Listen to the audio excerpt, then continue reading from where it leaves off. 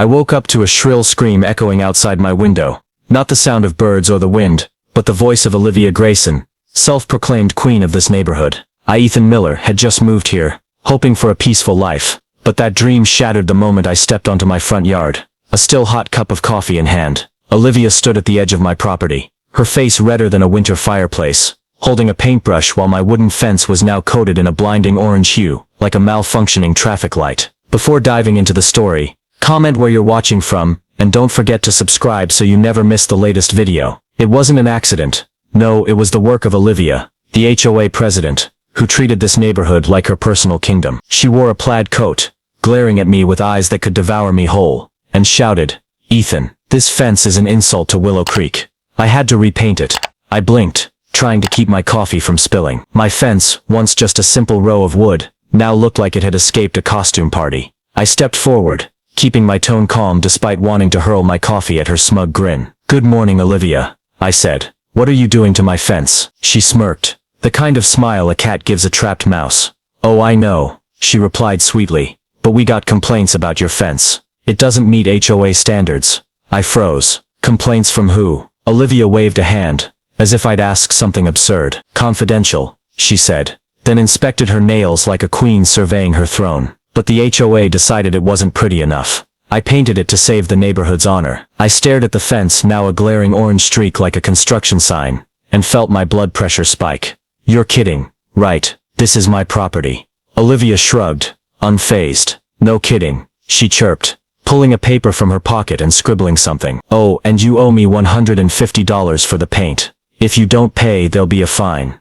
HOA rules." I wanted to yell, to dive into an argument, but I knew Olivia. She thrived on me losing my cool, loved having an excuse to slap on more of her ridiculous fines. From a distance, I saw Earl Thompson, my elderly neighbor, standing on his porch, shaking his head like he'd seen Olivia's antics too many times before. I spent the rest of that day scraping off the paint, hands scratched and reeking of chemicals, but at least my fence was back to its natural wood color. I thought that was the end, that Olivia would tire of her stupid game and leave me alone. I was dead wrong. A few days later, I stepped outside hoping to enjoy my coffee in peace, only to find my fence now glowing neon pink, so bright I thought I'd need sunglasses to look at it. A small sign scrawled on it read HOA approved. I stood there, coffee going cold in my hand, feeling like I'd been doused with ice water. Olivia hadn't just repainted, she'd escalated her harassment to a new level. I scanned the area, hoping to catch her for a confrontation, and right on cue, Olivia emerged from down the street, arms crossed, smirking like she'd just won a Nobel Prize for property vandalism. "Good morning, Ethan," she said, her voice sickeningly sweet. "I saw you tried to erase my work, but don't worry, I fixed it for you. Neon pink suits the neighborhood better." I took a deep breath, trying not to let my anger explode. "Olivia, you can't keep painting my fence. This is private property." She tilted her head, looking at me like I was a slow child. "Oh, I know," she replied, her tone mockingly sympathetic, "but we got more complaints. Your fence was too ordinary. I had to act for the greater good." I frowned. "More complaints? From who?" Olivia waved a hand, as always. "Confidential," she said, then pulled a crumpled receipt from her pocket. "Oh, here's $200 for this paint job. It's premium this time, you understand." I stared at the paper she shoved into my hand, feeling like I was trapped in a neon pink nightmare. "You're joking, right? I'm not paying a dime for this nonsense." Olivia grinned, the kind of smile that made me want to punch something. "No joke," she said, pulling out a clipboard and jotting something down. "And if you don't pay, there'll be a fine. Oh, and one more thing. If you dare remove this paint, I'll consider it defiance of the HOA. Rules are rules." I stood there, jaw dropped, waiting for a punchline, but Olivia just shrugged and walked off, leaving me with a glowing pink fence and a growing headache. I wanted to scream, to chase her down and yank that clipboard from her hands. She lived for conflict, for cornering me, and watching me squirm. I stormed back inside, tossed the receipt on the kitchen table, and called the Willow Creek police. I explained everything, the fence, the paint, the bills, but the officer just sighed over the phone. "Look, Mr. Miller," he said, "this is a civil dispute. We can't get involved. Talk to your HOA." I hung up, feeling like I'd punched a wall and it didn't even budge. That night, I lay on the sofa, staring at the ceiling, my mind racing. Olivia wasn't just repainting my fence,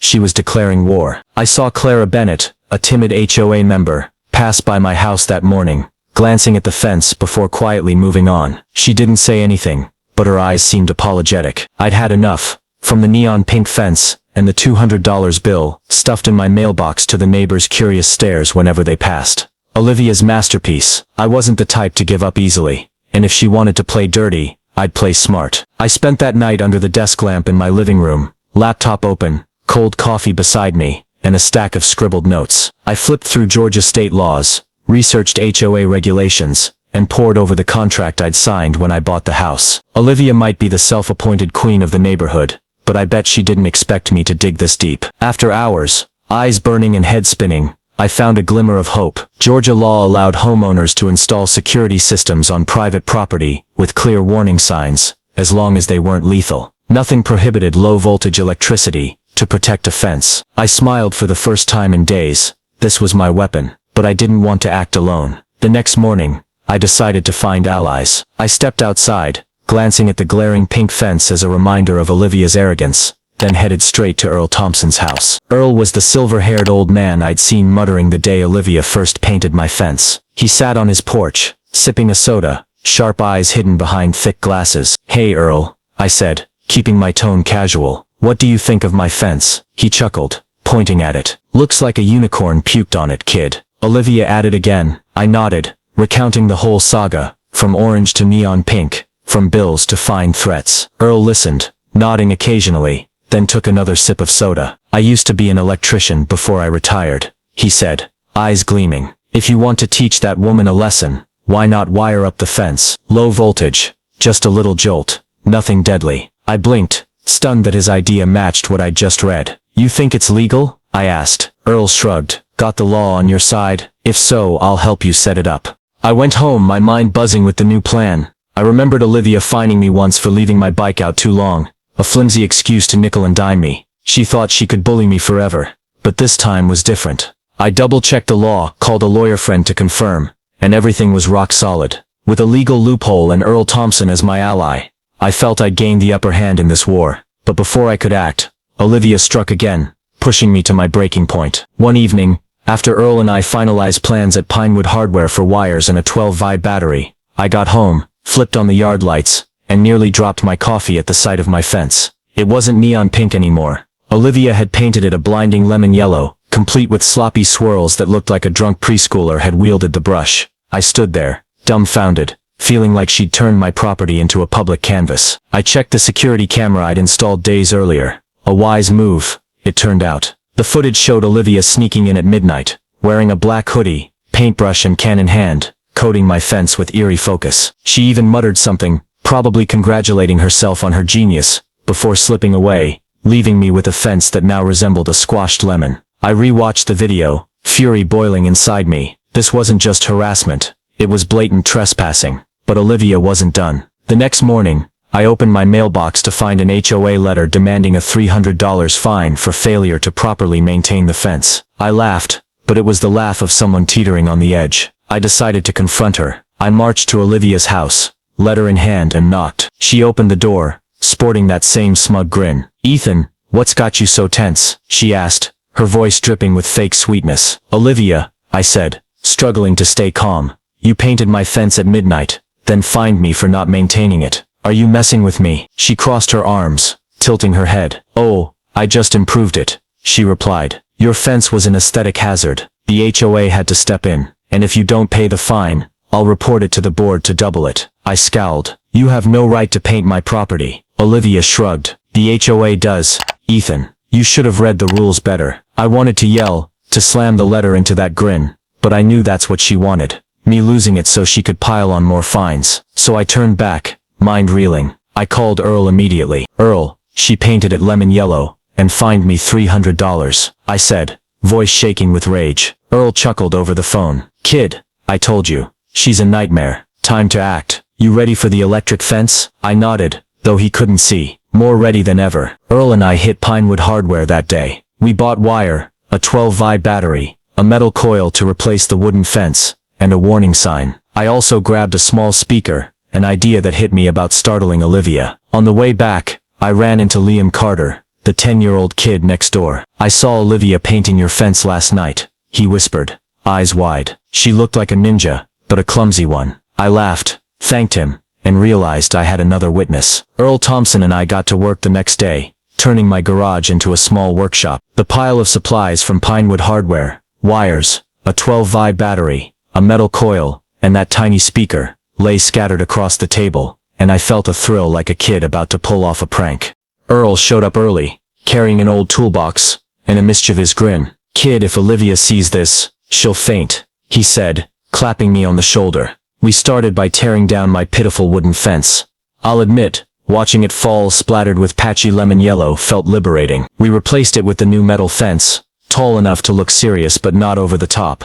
Earl showed me how to thread the wire through the metal bars, hooking it to the 12V battery. Low voltage, he reminded me, just enough for a little zap, like touching a bad outlet. Legal, but still fun. I laughed hard, picturing Olivia jumping from the shock. But we didn't stop there. I wanted to spice it up.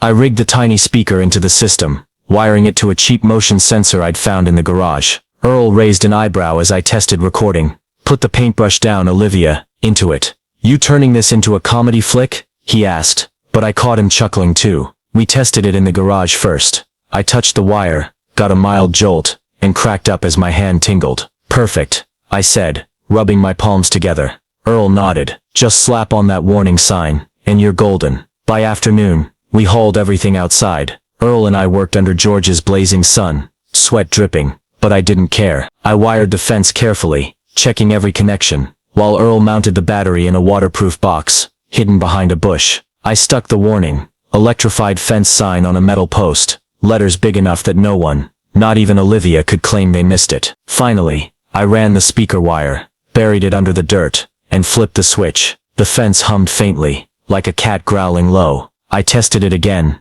got a light zap, and laughed loud. "Earl, we did it." Neighbors started noticing. Liam Carter, the kid who'd seen Olivia painting the night before, ran over, eyes gleaming. "What's that cool thing you're doing?" he asked. "You'll see," I winked. A few others passed by, glancing at the new fence with curiosity mixed with suspicion. I didn't explain, let them wonder. But deep down, I knew this wasn't just about protecting my property. It was about reclaiming my freedom from Olivia's grip. That night, I sat inside, staring out at the gleaming metal fence under the streetlights. It wasn't a garish mess anymore. It was a statement. I pictured Olivia, returning with her brush and paint can, only to get a small but memorable shock. I double-checked the law with my lawyer friend one last time. Everything was airtight, from the low voltage to the warning sign. Earl called before I went to bed. "How do you think she'll react?" he asked, voice buzzing with excitement. "I bet she'll lose sleep for a week," I replied, laughing loud. Then I heard an odd noise, metal clanking and a faint squeak. I bolted up,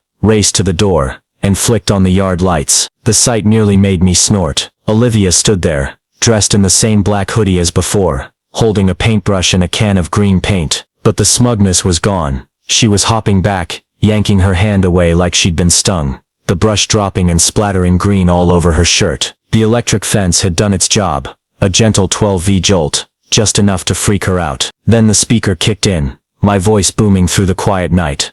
"Put the paintbrush down, Olivia," she yelped, tripped and tumbled into the bushes beside the fence, leaving a green streak on the ground. I stood inside, hand over my mouth to stifle the laughter, while the security camera caught it all. The next morning, I decided to confront her. I printed a still from the video. Olivia sprawled in the bushes, face smeared with green, and walked to her house, coffee in hand like a mental shield. Olivia opened the door, looking like she'd had a sleepless night, eyes shadowed and hair a mess. "Ethan," she growled, voice hoarse, "what did you do to that fence?" I sipped my coffee, keeping cool. "Oh, just some security upgrades," I said, biting back a grin. "HOA encourages protecting property, right?" Olivia's eyes bulged, her shaky finger jabbing at me. "You can't electrify a fence, that's illegal." I smiled, pulling a photocopied Georgia law from my pocket. "Actually I can," I replied, handing it to her. "State law allows security systems on private property with warning signs. You saw the electrified fence sign, right? And since you wouldn't stop painting it, I had to protect it." Olivia stared at the paper, then at me, her face shifting from red to pale, like her brain was short-circuiting. You can't do this," she stammered. "Sure I can," I said, shrugging. "It's my land. You trespassed, so don't blame me." She stood there, mouth opening and closing like a stranded fish. I saw her eye twitch, and I knew I'd hit a nerve. You'll regret this, she hissed, voice trembling with rage. The HOA won't let this slide. I shrugged again. Go ahead and try, I said, then turned back home, leaving her fuming in vain. I knew it wasn't over. Olivia wasn't the type to give up. She was like a wounded bloodhound with a bruised ego, and I knew she'd come back meaner than ever. Just days later, I got the first sign. A letter from a lawyer, printed on fancy thick paper, accusing me of endangering the community with my electric fence and demanding I remove it within 48 hours or face a lawsuit. I laughed reading it, but the laughter faded when I realized Olivia meant business. I sipped my coffee, set the letter on the kitchen table, and wondered where she got the cash for a lawyer. Then I remembered those pricey paint bills she'd sent me. Maybe HOA funds were lining her pockets more than I'd thought. Before I could digest the letter, a loud knock rattled the door. I opened it to a guy in a cheap suit, calling himself a city inspector, clipboard in hand. Mr. Miller, he droned. We got a complaint about your fence. I need to check it. I led him to the yard, pointed out the warning electrified fence sign, and handed him the Georgia law printout. He skimmed it, nodded, and smirked. It's legit, he said, though that talking speaker's a bit weird. Still no violation. He left, leaving me feeling half victorious, half worried. But Olivia didn't stop there. My mailbox started overflowing with HOA fine letters. Unattractive fence, $100. Noise from speaker, $150. Violating community spirit, $200. I counted 5 in 3 days, each more absurd than the last. I called Earl Thompson right away. Earl, she's losing it, I said, voice shaky with anger and disbelief. Lawyer, inspector, now a pile of fines. Earl chuckled over the phone. You humiliated her, Ethan. Now she wants to crush you. Don't worry, hold your ground. I knew Earl was right, but I wasn't about to sit idle. If Olivia wanted a legal game, I'd play back. I dove into the law docs again, double-checking every line, and called my lawyer friend to ensure my electric fence was untouchable. But I started suspecting something fishy. Those paint bills, the ridiculous fines. I decided to dig deeper. That night, I crept near Olivia's house, heart pounding, and rummaged through her curbside trash. I found a crumpled paint store receipt, $500, charged to the HOA, but delivered to her address. I smirked, pocketing it. First piece of evidence. The next morning, Liam Carter ran over, face flushed. Uncle Ethan, I saw Olivia talking to some HOA folks last night. She said she'd bankrupt you. I ruffled his hair, thanked him, and felt a storm brewing. I retreated to the garage, opened my laptop, and started organizing. The paint receipt, emails I'd hacked from an old HOA printer, don't ask how, I'm an engineer, and the video of Olivia's tumble. I knew I needed more to take her down at the HOA meeting. Olivia called an emergency meeting at the Willow Creek Community House, sending invites with bold text, addressing Ethan Miller's severe violations. She thought she'd won.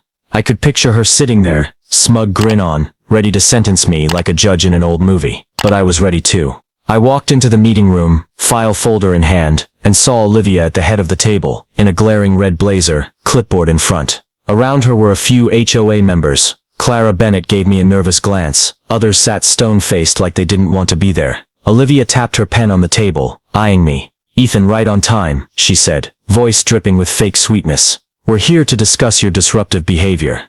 I smirked, set my folder down with a soft thud, and sat. Good, I said. Lilliputian, because I've got some things to discuss too. Olivia frowned, but quickly regained her arrogance. The board has decided, she declared. Your electric fence violates community standards. You must remove it immediately, or we'll sue you. She paused, waiting for me to snap, but I just smiled, opening my folder. Interesting, I said, because I found some violations of your own, Olivia. She froze, her eyes darting to the papers in front of me. What are you talking about? She asked, voice wavering. I started reading, slow and clear. First, a $500 paint bill from HOA funds, delivered to your house. Second, an email you sent Clara, telling her to hush up about raising maintenance fees without a meeting. I've got the copy here. Clara blushed, staring at the table, while others began murmuring. I kept going. And here's a $1,200 massage chair bill, also HOA money. But I bet it's in your living room, right?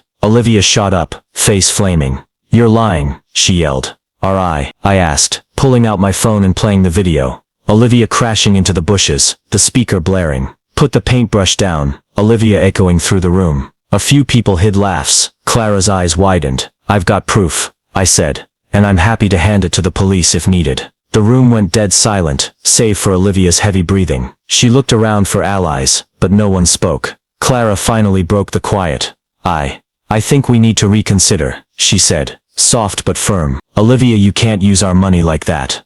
Olivia spun on Clara, eyes blazing. You're betraying me? She snarled, but Clara didn't back down. Another member, an old guy with glasses, spoke up. I move to vote Olivia out. Who's with me? Hands shot up around the room. In seconds, Olivia was ousted by a landslide. She screamed something incoherent, slammed her clipboard down, but no one cared anymore. I stood there, arms crossed, watching her unravel. You're done, Olivia, I said, voice steady. Now leave me alone. I stepped out of the meeting room, leaving Olivia with her pointless rage. Earl called right after. How'd it go, kid? He asked. She's done for in the HOA, I replied, laughing loud. Good job, he said. Now just watch out for her revenge. I nodded. She went quiet for a few days after being ousted. A suspicious silence, like the calm before a storm. I wasn't surprised when the first sign of retaliation hit one night. I was jolted awake by a loud bang outside. I sprang up, ran to the door, and saw my electric fence wrecked, wires cut, speaker lying in the grass.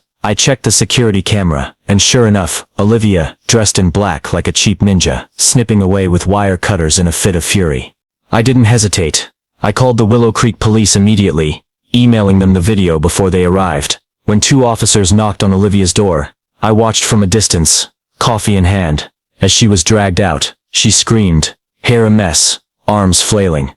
I'm being framed. That fence is a hazard, she yelled. But the officer just shook his head, cuffing her. Trespassing and vandalism. Miss Grayson, he said, voice flat. We've got the video. Seeing Olivia stuffed into the patrol car was the sweetest moment I'd ever witnessed. Sweeter than coffee with extra sugar. But it wasn't over. I sent the file from the meeting, paint receipts, shady emails, the massage chair bill to the police after her arrest. They launched an investigation, and it turned out Olivia wasn't just a nuisance. She was a full-on crook. She'd embezzled thousands from the HOA funds over years, splurging on things like Florida vacations, designer bags, and an offshore account she thought no one would find. When the news broke, the neighborhood erupted. Liam Carter ran over, face flushed. Uncle Ethan. The cops raided Olivia's house. They took the massage chair. I laughed hard, ruffling his hair. Good, I said. She had it coming. Neighbors turned on Olivia completely. Clara Bennett, once scared of her, stood up at an informal meeting, apologizing to everyone for staying silent too long. I didn't realize she was that bad, Clara said, voice shaky. Others shared their own stories of Olivia's petty fines, like planting the wrong color flowers or leaving a dusty car out. The pent-up anger exploded, and the HOA held an emergency vote. Olivia was banned from the board forever, not a single vote against. Her house was foreclosed weeks later to cover the funds she'd stolen. A bitter end as she sold at a loss and moved out. The day Olivia left Willow Creek, I stood in my yard watching her load a moving truck. She glared at me, eyes blazing, but there was no power left in that look. I raised my coffee cup, a silent farewell, and smiled as the truck rolled away. Earl Thompson stepped over, clapping my shoulder. You did it, kid, he said, voice proud. This neighborhood owes you a BBQ. I laughed loud. I'll bring the coffee, I replied. The neighbors threw a little party after, nothing formal. Just to celebrate freedom from Olivia. Someone brought beer, someone grilled meat, and Liam ran around retelling Olivia's arrest like an adventure tale. I stood there, watching everyone laugh and talk, feeling at ease. Olivia was finished, not just stripped of power in her home, but her reputation too. My electric fence, now repaired, stood as a symbol, not just my victory, but Willow Creek's. With Olivia gone, the HOA crumbled fast, like a sandcastle hit by a wave. The remaining members resigned en masse, and at a spontaneous meeting, everyone voted to dissolve it entirely. No more silly rules, no more fines, no one measuring grass with a ruler anymore. For the first time, Willow Creek was truly free, and I couldn't believe I'd sparked it all. Liam Carter and the neighborhood kids dubbed my place Thunder Castle, running around it like I was a knight guarding the realm. I laughed hard every time they shouted, Uncle Ethan beat the witch. I stuck a small sign by the fence, in memory of HOA freedom, and it quickly became a talking point. Neighbors loosened up. The old guy next door painted his door lime green. Someone planted wildflowers all over their yard, and no one feared fines anymore. I stood in my yard, sipping coffee, watching the neighborhood come alive, and felt like I finally belonged. The story didn't stay in Willow Creek. I posted the video of Olivia's tumble online just to show some friends, but it spread like wildfire. Thousands of views, comments from everywhere calling me the HOA hero. A local paper reached out and before I could say no, they interviewed me about my brilliant rebellion. I told them everything, from orange paint to electric zap, and they ran it with the headline, "Georgia Man Takes Down HOA with Electric Fence." Earl Thompson read it, chuckling hard. "You're famous, kid," he said, handing me a soda in congratulations. I didn't seek fame, but it found me. Neighbors treated me like a local legend. Every time I stepped out, someone waved or yelled, "Thanks for Olivia." Liam even drew a picture of me by the fence, handing it over with a gap-toothed grin. One evening I sat outside with Earl, sipping coffee while he reminisced about pre-HOA days. "I always figured someone would take her down," he said, looking out at the now peaceful neighborhood. "But I didn't expect an electric fence." I laughed loud. "Sometimes you gotta get creative," I replied. "Willow Creek's my home now, not just a place I live." The electric fence still stands, not just for protection, but as a reminder I fought and I won. Olivia may be gone, but my story and that fence will stick around. The tale, HOA Karen kept painting my fence, so I wired it with electricity and posted a warning. It's legal. Reflects a very real slice of life in the US. Today, the tension between individual rights and collective power, especially in HOA-run neighborhoods. In the story, Ethan Miller, faced off with Olivia Grayson, an overbearing HOA president who painted my fence from orange to lemon yellow, slapped me with absurd fines, and misused community funds. Modern American life often sees similar clashes, with HOAs sometimes overstepping, frustrating residents who want to protect their personal freedoms. My wiring the fence and using evidence like paint receipts and shady emails to take Olivia down shows a truth: legal know-how and persistence can be mighty weapons against overreach. The lesson here isn't just about standing up to injustice, it's about doing it smart and legal in an American context, where law and community intertwine complexly. When Olivia painted my fence, I didn't pick a shouting match. I studied Georgia law, teamed up with Earl to rig a safe electric system, and patiently gathered proof from the video of her tumble to the massage chair bill. It teaches that in today's US, instead of letting emotions drive you, know your rights like private property, leverage resources, like local laws or support from neighbors like Clara and Liam, and act strategically. Real life may not need electric fences, but it demands knowing when to wait, when to strike, and always having evidence ready. Learn from Ethan. Don't let the Olivias in your life win with aggression, win with smarts and grit. Don't forget to subscribe so you don't miss creative ways to handle the Olivias in life. Thanks for watching, and see you in the next video when I tell you how my electric fence became the talk of Willow Creek.